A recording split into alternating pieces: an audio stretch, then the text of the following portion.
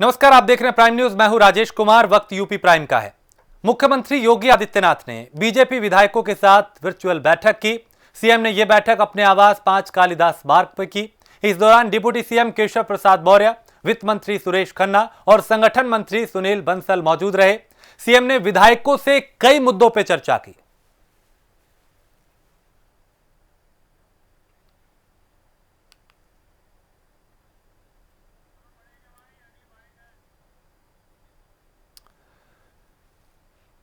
Corona को लेकर CM योगी लगातार अधिकारियों को दिशा निर्देश दे रहे हैं। सीएम ने आज भी टीम 11 के साथ बैठक की और अधिकारियों को यूपी में रोज 75 से 80 हजार रैपिड एंटीजन टेस्ट करने के निर्देश दिए। इसे लेकर एसीएस होम अवनीश अवस्थी और एसीएस स्वास्थ्य अमित मोहन प्रसाद ने प्रेस कॉन्फ्रेंस की। मुख्यमंत्री जी ने कोविड-19 की टेस्टिंग की वृद्धि के लिए निरंतर जो है उन्होंने बल दिया है और आपके संज्ञान में है कि अब पूरे देश में जो है कोविड टेस्टिंग उत्तर प्रदेश की सबसे अधिक संख्या में भी है और प्रतिदिन की मात्रा के आधार पर भी है और हम तमिलनाडु जैसे राज्य से भी आगे निकल गए हैं। माननीय मुख्यमंत्री जी ने अब टारगेट ये किया है कि टेस्टिंग को हमारे प्रदेश के साइज के हिसाब से और भी बढ़ाया जाए और प्रदेश में लगभग 75 से 80 हजार रैपिड एंटीजन टेस्ट किया जाए और 40 से 45 हजार RT-PCR जो गोल्ड स्टैंडर्ड है टेस्टिंग का उसको कराया जाए। तो ऐसे में इन दोनों को अगर मिला लें तो लगभग 1,25,000 के आसपास टेस्टिंग की व्यवस्था हो सकती है। इसका निर्देश आज उन्होंने दिया है। टेस्टिंग के बारे में अपर मुख्य सचिव चिकित्सा शिक्षा द्वारा बताया गया कि इसी माह में कई नए मेडिकल कॉलेजेस में टेस्टिंग की RT-PCR टेस्टिंग की कार्रवाई सुनिश्चित हो जाएगी और मेडिकल डिपार्टमेंट में स्वास्थ्य विभाग के अपर मुख्य सचिव ने आपने भी बताया है कि स्वास्थ्य विभाग के अंतर्गत भी कई जगह जो है नई टेस्टिंग की फैसिलिटी शुरू होने वाली है। कोविड-19 से पोर्टल को अद्यतन करने का भी निर्देश आज दिया गया है और उसको निरंतर अपडेट भी किया जा रहा है और ये भी कहा गया है कि कोविड-19 को देखते हुए जो अभी माननीय अध्यक्ष विधानसभा जी के पास अभी बैठक भी हुई है तो कोविड के संदर्भ में सत्र पर विशेष सावधानी बरतने की आवश्यकता है। माननीय मुख्यमंत्री जी द्वारा कोविड के संक्रमण के चेन को तोड़ने के लिए ये भी निर्देश दिया है कि सैटरडे संडे का जो पूरा लॉकडाउन है उसको पूरी तरह से पालन किया जाए। माननीय मुख्यमंत्री जी ने कोरोना के संक्रमण के दृष्टिगत धार्मिक कार्यक्रमों को आयोजन में जो भी है घर के अंदर ही करने का जो है लोगों को सुझाव दिया है। सार्वजनिक स्थलों पर कोई भी धार्मिक कार्यक्रम या सांस्कृतिक कार्यक्रम न हो, यह निर्देश उन्होंने दिए हैं। मुख्यमंत्री जी ने बरेली, गोरखपुर, प्रयागराज, बस्ती पर विशेष ध्यान देने की आवश्यकता बताई है और लखनऊ और कानपुर नगर के मामलों को नियंत्रित करने के लिए चिकित्सा व्यवस्था को सुदृढ़ करने के लिए प्रभावी कदम निर्देशित किए हैं। एम्बुलेंस संचालन को और प्रभावी बनाना, 108 की एम्बुलेंस सेवाओं में 50% वाहन कोविड-19 के लिए, प्रदेश के सभी जनपदों में संक्रमित व्यक्तियों के उपचार हेतु आवश्यकतानुसार ICU बेड्स भी स्थापित करने का निर्देश दिया है। एम्बुलेंस की टाइमिंग के संदर्भ में भी माननीय मुख्यमंत्री जी ने इस बात पर बल दिया है कि टाइम कम रहे, कहीं भी कोई भी एम्बुलेंस में देर न हो और यदि पेशेंट एम्बुलेंस के अंदर भी है तो उसको समय से जो है अस्पताल तक पहुंचाया जाए। ग्राम पंचायतों में ग्राम सचिवालयों में की स्थापना के लिए कार्य योजना के लिए माननीय मुख्यमंत्री जी द्वारा निर्देशित किया गया है। ग्राम सचिवालय के पास ही सामुदायिक शौचालय का निर्माण हो, सामुदायिक शौचालय का निर्माण पूरी गुणवत्ता और समयबद्ध रूप से हो, यह निर्देश भी दिए गए हैं। प्रत्येक ग्राम पंचायत में आंगनवाड़ी केंद्र की निर्माण की कार्ययोजना भी बनाकर आंगनवाड़ी केंद्रों का निर्माण भी किया जाए, ये भी निर्देश दिए हैं। ग्रामीण क्षेत्र में प्रधानमंत्री सड़क योजना के अंतर्गत ग्रामीण सड़क योजना के अंतर्गत और तेजी लाने और प्रस्ताव भारत सरकार को शीघ्र भेजने का भी निर्देश माननीय मुख्यमंत्री जी द्वारा दिया गया है। प्रदेश की निर्माणाधीन डेयरियों की प्रगति की जानकारी आज उन्होंने ली। दुग्ध समितियों के गठन पर प्रभावी कार्रवाई करने का निर्देश दिया। दुग्ध उत्पादकों से दूध खरीदने की व्यवस्था को विस्तार करते हुए सुदृढ़ करने का निर्देश दिया और पशुपालकों से दुग्ध खरीद की प्रभावी व्यवस्था सुनिश्चित करने के लिए क्या उनको उचित मूल्य मिलेगा, यह सुनिश्चित करने के लिए और अधिक उत्पादन सुनिश्चित करने का भी निर्देश दिया।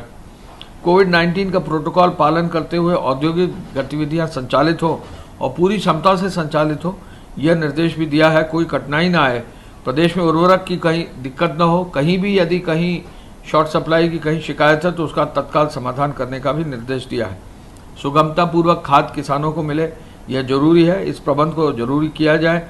और सिंचाई परियोजनाओं के लिए भी उन्होंने समीक्षा की है और स्वच्छ पेयजल की योजना जो हर घर जल है उसकी भी आज उन्होंने समीक्षा की है। हम ये भी बताना चाहेंगे कि आज रोडवेज की जो बसें हैं कुल मिलाकर कल 17 तारीख में 6,728 बसें चली हैं और 9,33,000 लोग रोडवेज के माध्यम से चले हैं। हम ये भी आज बताना चाहेंगे कि पूरे प्रदेश में जो सोशल डिस्टेंसिंग पालन करना है, 2 गज की दूरी और मास्क है जरूरी का इंश्योर करना है। इस संदर्भ में काफ़ी संख्या में FIR अब दर्ज हो रही है प्रतिदिन और कल कुल मिलाकर 1,89,000 FIR दर्ज करके 3,74,000 लोगों के खिलाफ कार्रवाई की गई। संक्रमित व्यक्तियों में से कुल 2,585 लोगों की मृत्यु हुई है। कल प्रदेश में 93,774 सैंपल्स की जांच की गई और अब तक प्रदेश में 39,66,848 सैंपल्स की जांच की जा चुकी है। ये किसी भी एक प्रदेश के द्वारा किए गए जांचों में पूरे देश में सर्वाधिक है। पूल सैंपल के अंतर्गत कल 5-5 सैंपल के 2,239 पूल लगाए गए, जिसमें 387 में पॉजिटिविटी देखी गई और 10-10 सैंपल के 155 पूल लगाए गए, जिनमें 20 में पॉजिटिविटी देखी गई। त्रिस्तरीय चिकित्सा व्यवस्था के अंतर्गत आप जानते हैं कि L1, L2, L3 के विभिन्न अलग अलग स्तरों के त्रिस्तरीय व्यवस्था है और उसमें भर्ती होकर के लोग चिकित्सा का लाभ लेते हैं। लेकिन उसके अतिरिक्त अब लोगों के समक्ष होम आइसोलेशन का विकल्प भी उपलब्ध है। अगर कोई व्यक्ति संक्रमित होता है और लक्षण रहित है तो अपने घर पर रह कर के भी स्वास्थ्य लाभ कर सकता है, अगर उसके घर पर कुछ सुविधाएं उपलब्ध हैं। अगर उसके घर पर 2 शौचालय है ताकि वो अपने आप को अपने परिवारीजनों से बिल्कुल अलग कर सके, पृथक कर सके और उसके आइसोलेशन के फलस्वरूप घर के जो और सदस्य हैं उनके संक्रमण का कोई खतरा न रहे, तो अपने घर पर रहकर ही वो स्वास्थ्य लाभ कर सकता है। और अब बड़ी संख्या में लोग इस विकल्प का लाभ उठा रहे हैं। कुल 50,242 एक्टिव इन्फेक्शन के केस में से 25,008 लोग इस समय होम आइसोलेशन में हैं। वो घर पर रहकर ही अपना स्वास्थ्य लाभ कर रहे हैं और उनको उसके लिए जो आवश्यक दवाएं हैं और दिशा निर्देश हैं वो उपलब्ध कराया जाता है। प्राइवेट चिकित्सालयों में जिनमें लोग भुगतान के आधार पर अपना इलाज करवाते हैं, वैसे 1,719 मरीज हैं जो प्राइवेट चिकित्सालयों में अपना इलाज करवा रहे हैं और 283 लोग सेमी पेड L1+ कैटेगरी के सुविधा में अपना इलाज करवा रहे हैं, जहां लोग होटल में रहते हैं और सरकारी चिकित्सक दल के द्वारा उनका इलाज किया जाता है। सर्वेलेंस की कार्रवाई के अंतर्गत अब तक 61,081 इलाकों में 2,57,153 टीम दिवस के माध्यम से 1,78,65,534 घरों का सर्वेलेंस किया गया है और इन इतने घरों में 8,98,31,477 लोग रहते हैं। तो इतने लोगों का 8,98,00,000 से ज़्यादा लोगों का सर्वेलेंस अब तक किया गया है। आरोग्य सेतु ऐप में जिन लोगों को अलर्ट जनरेट हुए हैं उनमें से 9,17,330 लोगों को अभी तक कॉल किया जा चुका है।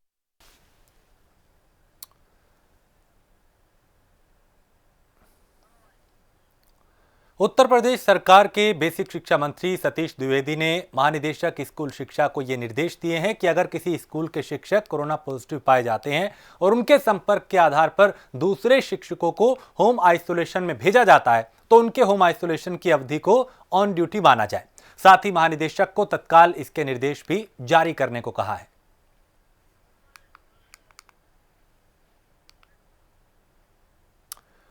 उत्तर प्रदेश की राजधानी में स्कूल फीस को लेकर आज प्रदर्शन देखने को मिला। बच्चों की स्कूल फीस माफ की मांग को लेकर यहां के वकील विधानसभा की ओर कूच कर रहे, लेकिन उन्हें पुलिस ने परिवर्तन चौक पर ही रोक दिया। वकीलों का समूह जहां भी एक हफ्ता हुआ, यानी जहां भी उनको रोका गया वहीं पे वो प्रदर्शन करने लगे। इस दौरान अवध बार एसोसिएशन और लखनऊ बार एसोसिएशन के अध्यक्ष संजीव पांडे और जीतू यादव ने विधानसभा के सामने चटाई बिछाकर धरने पर बैठ गए।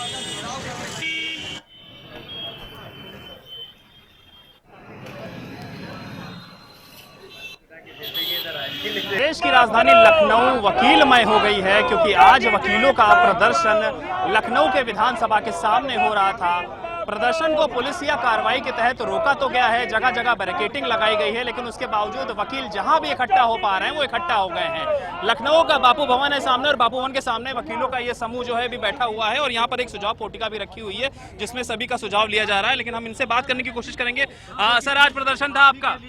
आज हमारा यहीं पे आपके सामने प्रदर्शन है, जो भी है बच्चों के लिए गुहार निकाला। क्या मांगे थी? क्योंकि मांगे तो हमें कल से ही पता है कि फीस माफी को लेकर थी, लेकिन उसके बावजूद आज जो प्रदर्शन शुरू हुआ, क्योंकि बताया गया कि जगह जगह वकीलों को रोका भी गया है, क्या कहेंगे? हम माननीय सरकार से लगातार गुहार लगा रहे थे। हमको लगा हो सकता है सरकार के कानों तक हमारी बात नहीं गई। आज हम सरकार की चौखट में हैं, शायद सरकार हमारी आम बच्चों की आवाज को सुनाएगी। शांतिपूर्ण तरीके का ये प्रदर्शन था आपका, लेकिन पुलिसिया कार्रवाई हुई है, जगह जगह बैरिकेडिंग हुई है, लेकिन उसके बावजूद आप लोग चटाई बिछाकर, जैसा कि आपने कहा था कि हम चटाई बिछाकर बैठेंगे, और चटाई बिछाकर बैठे हुए हैं। सुझाव पोटिका भी रखी हुई है। क्या रिस्पांस अब तक मिला? ये आप लोग के ऊपर है रिस्पांस क्या। हम यहाँ रिस्पांस के लिए नहीं आए, हम कोई राजनीति के लिए नहीं आए। हम एक अकेली आवाज लेके आए हैं। ये आप लोग के, आप सबकी लड़ाई है, इसको आप सबको लड़ना है। ये कोई हमको विधानसभा जाने का हम रास्ता नहीं ढूंढ रहे हैं। हम अपने कर्तव्यों का निर्वहन कर रहे हैं, जिससे आने वाले राष्ट्र के भविष्य को कहीं ना कहीं बचाया जा सके। नहीं वो आज उसका जितना फीस नहीं जमा हो रही है, एंड्रॉइड में पढ़ नहीं पा रहा है, कहीं वो क्लास ड्रॉप करके वो बच्चे, जो अभिभावक अपने बच्चों की फीस जमा नहीं कर पा रहे हैं, तो बड़े अवसाद पे आ जाएंगे। इससे राष्ट्र की बहुत बड़ी क्षति होगी। अच्छा, आप लोगों ने कहा था आम अभिभावक जो हैं वो भी आ सकते हैं, तो क्या रोक दिया गया? सबको कहा आए हैं और सबको कुछ लोगों को रोक दिया, और वकीलों को तो रोक दिया गया। सब खड़े हैं, साफ तौर पर वकीलों का कहना है कि आम अभिभावक भी आए हुए हैं, और आम अभिभावक भी देखिए बिल्कुल यहाँ पर मौजूद हैं, कि एक बड़ा हुजूम जो है वो आम अभिभावकों का भी यहाँ पर मौजूद है, जो लगातार फीस माफी को लेकर प्रदर्शन कर रहा था, और आज वो प्रदर्शन अब देखा भी जा रहा है। देखना ही होगा कि सरकार इस प्रदर्शन के बाद क्या फैसला लेती है। लखनऊ से कैमरा पर्सन राहुल के साथ मैं नितिन, प्राइम न्यूज। संत कबीर नगर में घनघटा तहसील के माझा में बारिश और सरयू नदी का जलस्तर बढ़ने से इलाके में बाढ़ जैसे हालात हो गए। गांव में पानी घुस गया है, जिससे जनजीवन पूरी तरह से प्रभावित है, जबकि सरयू नदी का कटान भी तेज हो गया है।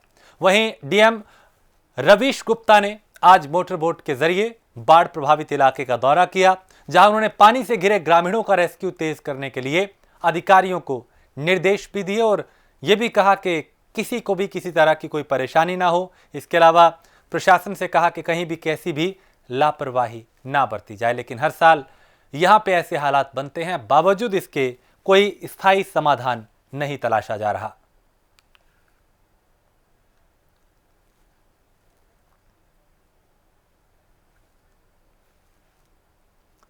सीतापुर के रेवसा ब्लॉक के बाढ़ग्रस्त गांव अंधपुर के दौरे पर निकलने विधायक की नाव रेत के टीले में जा फंसी, और करीब 10 मिनट तक नाव बालू के टीले में फंसी रही। इस बीच विधायक ज्ञान तिवारी बार बार अपने इष्ट भगवान बजरंग बली को याद करते रहे। उन्होंने नाव पर ही जोर जोर से हनुमान चालीसा का पाठ करना शुरू कर दिया, जो काफी चर्चा का विषय बना हुआ है। दरअसल विधायक ज्ञान तिवारी बाढ़ प्रभावित इलाके में राहत सामग्री बांटने के लिए पीएसी की मोटर बोट पर जा रहे थे, जिनके साथ उप जिलाधिकारी और तहसीलदार भी मौजूद थे। आज हम अपनी विधानसभा के ग्राम असईपुर के अंतपुर गांव को राशन सामग्री बांटने के लिए वहां पे जा रहे थे, जो कि शारदा नदी के दूसरे किनारे पे है, जो लखीमपुर की सीमा में आता है। उस गांव की दूरी और जहां पे हम लोग बैरागीपुर में थे उसकी दूरी 7 किलोमीटर थी, और स्टीमर के द्वारा जा रहे थे। पीएससी का स्टीमर था। रास्ते में स्टीमर का इंजन बंद हुआ। मेरे साथ में उप जिलाधिकारी विश्वा श्री सुरेश जी और तहसीलदार विश्वा हमारे साथ में मौजूद थे, हमारे प्रतिनिधि मौजूद थे। और उसके बाद दूसरा स्टीमर उन्होंने बुलाया, दूसरा स्टीमर चेंज करके हम लोग आगे गए, तो नदी की बीच धारा में गंवर के पास वो स्टीमर पूरी तरीके से नाच गया और नाचने के बाद उधर किनारे एक जो बीच नदी के बीच में एक वो रेत जैसा जहाँ पे थोड़ा कम गहराई थी उससे जाकर के टकरा गया बीच धारा में, बीच के उसमें। तो हमारे जो पीएससी के लोग थे उन्होंने अपने साहस का परिचय देते हुए उससे स्टीमर से ठान गए और वहाँ पे इसको रोक करके रोकने का प्रयास किया और उसके बाद उसमें सफल भी हो गए। हमारे एसडीएम साहब और तहसीलदार महोदय, हम सभी लोग पूरी तरीके से डर गए, ईश्वर को याद किया, हनुमान जी की कृपा से हम सभी लोग सकुशल वापस आगे सामग्री, उसके बाद जाकर के सामग्री बांटा, पूरी नदी पार किए, पार करने के बाद फिर सामग्री बांट करके फिर हम सकुशल अपने घर आ गए। सुल्तानपुर में बदमाशों के हौसले बुलंद हैं, जहां बाइक सवार बदमाशों ने युवक से 3,67,000 रुपए की लूट को वारदात को अंजाम दिया। इतना ही नहीं, बदमाश युवक की बाइक की चाबी लेकर भी फरार हो गए। मामला नगर के पयागीपुर स्थित गणपत सहाय पीजी कॉलेज के सामने का है।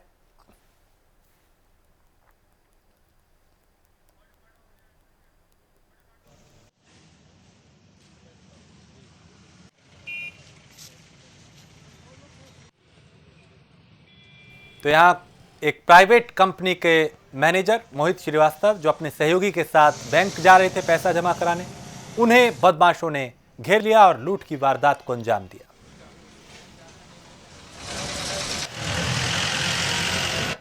इतने में पीछे से गाड़ी ने ओवरटेक किया है, 2 व्हीलर, 3 आदमी उसमें बैठे हुए। उन्होंने तमंचा दिखाकर बैग हमारा छीन लिया। कितना पैसा रखे हुए थे? 3,67,000 उसमें थे और 4 चेक थे। कैसा पैसा था? ये हम लोगों के ऑफिस से कलेक्शन आता है शाम को, सप्लाइयाँ भेजते हैं हम लोग, शाम को कलेक्शन आता है, उसका पैसा था जो हर दूसरे दिन डिपॉजिट हो जाता है बैंक। किस चीज़ का व्यवसाय है? जो प्रॉक्टर एंड गैम्बल का डिस्ट्रीब्यूटरशिप है। कुल कितना पैसा था? चेक और कैश को मिला कुल कितना पैसा था? चेक का याद नहीं, कैश लगभग 367 के आसपास। श्रीवास्तव हैं जो यहाँ यूजेनिक्स मेडिकल सर्विसेज के ब्रांच मैनेजर हैं। वो अपने स्थानीय कार्यालय से कैश लेके जा रहे थे, उनके द्वारा ऐसा बताया जा रहा है बैंक में डिपॉजिट करने के लिए। तो रास्ते में कुछ लोगों के द्वारा ओवरटेक करके उनसे पैसा छीन लिया गया, ऐसा बताया जा रहा है। आसपास के लोगों से भी तस्दीक किया जा रहा है और घटना के संदर्भ में विस्तृत जांच प्रचलित है, शीघ्र ही इसमें कार्रवाई की जाएगी। सर कितना अमाउंट बता रहे हैं? अभी इनके द्वारा जो अमाउंट बताया जा रहा है वो 3,67,000 रुपये है। सर क्या असला है कि बल्कि लूट किया है, नहीं बता रहे हैं सर? वादी से अभी पूछताछ चल रही है, उसमें जो भी तथ्य आएंगे उसके आधार पर कार्रवाई। कानपुर के बिल्हौर थाना क्षेत्र के सुभानपुर स्थित आरएस अस्पताल में डॉक्टर की लापरवाही से महिला की मौत का मामला सामने आया, जहां डिलीवरी के लिए आई महिला की इलाज के दौरान मौत हो गई। महिला के पति ने डॉक्टर पर लापरवाही का आरोप लगाया। बताया जा रहा है कि बिल्हौर में कई अस्पताल मानव विहीन चल रहे हैं, लेकिन स्वास्थ्य विभाग इनके खिलाफ कोई कार्रवाई नहीं कर रहा।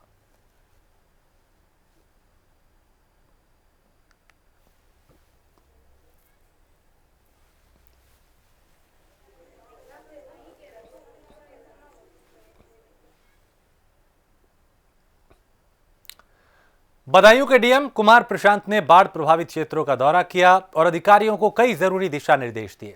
उन्होंने जिले के सभी एसडीएम को निर्देश दिए कि जिले के बाढ़ क्षेत्र में किसी प्रकार की कोई जनहानि नहीं होनी चाहिए। साथ ही बाढ़ से निपटने के लिए विशेष तैयारी करने को भी कहा। संवेदनशील हमारे 4-5 पॉइंट्स थे, सभी जगह का हम लोगों ने निरीक्षण करवा लिया। बाढ़ खंड के अधिकारियों से भी उसका निरीक्षण हो गया है। स्थिति अभी सभी जगह ठीक है। एक धापड़ गांव है, वहाँ पे बंदे के पास एक्टिव कटान हो रहा था, तो वहाँ पे भी हमने प्रिवेंटिव एक्शन करवा दिए। फ्लड फाइटिंग के कार्य वहाँ प्रारंभ हो गए हैं, जिसका आज मेरे द्वारा निरीक्षण भी किया गया। इसके अलावा सारी जो बाढ़ चौकियाँ हैं वो अलर्ट कर दी गई हैं। अभी कोई गाँव मरून नहीं हुआ है, अभी संपर्क मार्ग से कोई कटा नहीं है, अभी स्थिति ठीक है। जल स्तर यदि बढ़ता है तब फर्दर समस्या हो सकती है, लेकिन नरौरा बैराज से जो हमारा जल छोड़ा जा रहा था उसमें अभी कमी आई है और धीरे धीरे वाटर लेवल कम हो रहा है, तो होपफुली अभी इधर दिक्कत नहीं रहेगी। लेकिन आगे अगर कोई ऐसी समस्या बनती है तो उसके लिए जिला प्रशासन तैयार है।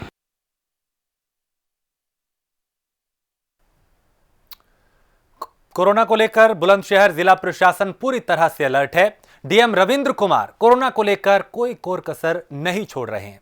इसे लेकर बुलंदशहर के डीएम रविंद्र कुमार और एसएसपी संतोष कुमार ने जिला कारागार का निरीक्षण किया डीएम और एसएसपी ने जेल प्रशासन को जरूरी दिशा निर्देश दिए। साथ ही जेल में बंद गंभीर बीमारी से जूझ रहे लोगों की कोरोना जांच के भी निर्देश दिए हैं। दरअसल जिला कारागार में 48 लोगों में कोरोना की पुष्टि हुई है, जिसे लेकर प्रशासन पूरी तरह से अलर्ट है।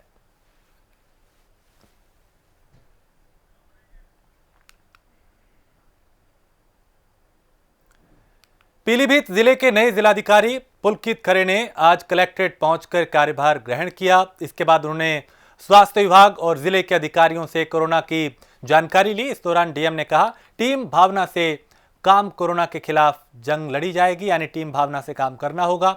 और आपको बता दें कि कल ही शासन ने पीलीभीत के डीएम वैभव श्रीवास्तव का तबादला रायबरेली किया था।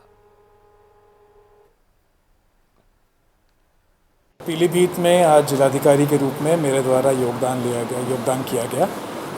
आज यहाँ पे योगदान करके है प्रेस के और मीडिया के साथियों से बातचीत करी गई है, अन्य वरिष्ठ अधिकारियों से बातचीत करी गई और आने वाले 2-3 दिनों में है हर विभाग की समीक्षा करके ये देखा जाएगा कि इस समय शासन की योजनाएं किस स्तर पे चल रही हैं। हम सब जानते हैं कि ये कोविड का काल है, तो इस समय सबसे बड़ी प्राथमिकता शासन प्रशासन की यही है कि कैसे इस संक्रमण के दौर में लोगों को संक्रमण से बचाया जाए। जो लोग संक्रमित हो गए हैं उनको तुरंत सही उपचार दिलाया जाए, होम आइसोलेशन या L1 में उनको पहुंचाया जाए और संक्रमण को फैलने से रोका जाए। इसकी जागरूकता भी जरूरी है और साथ ही साथ स्वास्थ्य विभाग का साथ देते हुए किस तरह से व्यवस्थाओं को दुरुस्त करना है, ये भी देखना है। बाढ़ का भी समय है और कटान भी जनपद में हो रही है, उसका भी जायज़ा लिया जाएगा। साथ ही साथ ग्रामीण क्षेत्रों में सामुदायिक शौचालय बन रहे हैं। अन्य भी जो शासन की योजनाएं, चाहे वो आयुष्मान योजना हो, चाहे वो ग्रामीण विकास की योजनाएं हैं, जैसे प्रधानमंत्री ग्रामीण आवास योजना हो गई, नरेगा की योजना हो गई, इन सब का समीक्षा करी जाएगी। इसमें जनपद की जो मौजूदा स्थिति है उसका आकलन करा जाएगा और प्रयास यही करा जाएगा कि शासन की योजनाएं प्रशासन के माध्यम से सही व्यक्ति तक पहुँचें, सही समय पर पहुँचे हैं और कोई भी व्यक्ति इन योजनाओं से महरूम ना रह जाए। और इसी के साथ इस बुलेटिन में इतना ही। देश प्रदेश की बाकी खबरों के लिए आप देखते रहिए प्राइम न्यूज।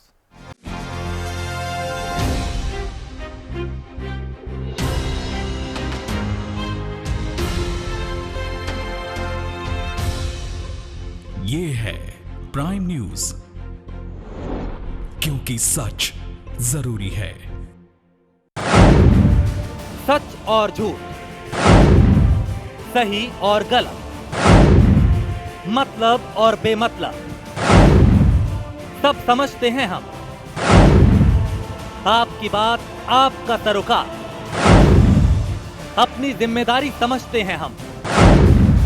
प्राइम न्यूज पर है आपका भरोसा। भरोसा बनाए रखना जानते हैं हम। ये है प्राइम न्यूज, क्योंकि सच जरूरी है। बुलेटिन की शुरुआत बड़ी खबर के साथ करेंगे। बिकरू कांड से जुड़ी इस वक्त बड़ी अपडेट है। जांच के लिए कानपुर पहुंचा है सुप्रीम कोर्ट द्वारा गठित आयोग। बड़ी खबर इस वक्त की लखनऊ से मिल रही है। कोरोना काल का सबसे बड़ा फर्जीवाड़ा हुआ है। जांच रिपोर्ट में कालाबाजारी की जा रही है। इसमें जो गिरोह सक्रिय हुआ है वो लगातार लोगों को पैसे लेकर उनसे ये कहता है कि हम आपकी नेगेटिव रिपोर्ट देंगे और जल्द से जल्द देंगे। इस वक्त की बड़ी खबर आ रही है। राम जन्मभूमि से जुड़ी बड़ी खबर इस वक्त की आपको दे रहे हैं। प्रधानमंत्री नरेंद्र मोदी अयोध्या के लिए रवाना हो चुके हैं। देहरादून से आ रही बड़ी खबर के साथ बाल विकास मंत्री राजेश रेखा आर्या ने विधानसभा में अधिकारियों के साथ वर्चुअल बैठक की है। नमस्कार, आप देख रहे हैं प्राइम न्यूज। आपके साथ मैं हूं काजू। नमस्कार, मैं हूं राजेश कुमार। मैं हूं आपके साथ मोनिका गुप्ता। मैं हूं खुशबू खान और बुलेटिन में आपको दिखा दूं। राम मंदिर बनाने से ही बात नहीं बनेगी। कोविड हुआ है या इन्फ्लुएंजा से वो जूझ रहे हैं। रामलला हम आएंगे और मंदिर वही बनाएंगे।